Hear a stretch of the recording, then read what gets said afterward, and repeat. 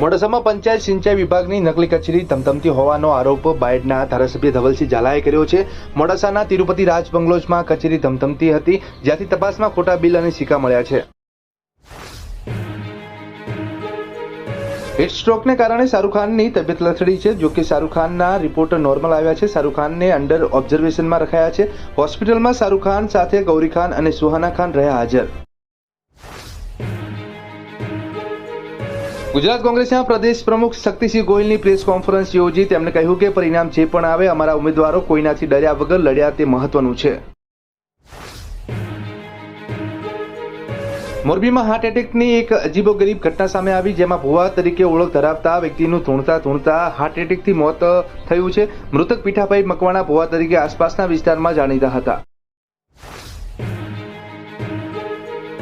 RCB ટીમના star batsman વિરાટ કોહલીએ Rajasthan Royals સામેની એલિમિનેટર મેચમાં બેટ વડે 29 રન ફટકારીને એક મોટી સિદ્ધિ હાંસલ કરી હતી। આ મેચમાં કિંગ કોહલી આઈપીએલ ઇતિહાસમાં 8000 રન પૂરા કર્યા। ઉત્તર પ્રદેશના મેરઠમાં માતા પુત્રી પર બલાત્કારની સનસનાટીભરી ઘટના સામે આવી છે। આરોપીએ પહેલા પુત્રીને પ્રેમજાળમાં ફસાવી તેની સાથે બલાત્કાર ગુજાર્યો હતો। આ દરમિયાન તેને તેનો અશ્લીલ વિડીયો પણ બનાવ્યો હતો।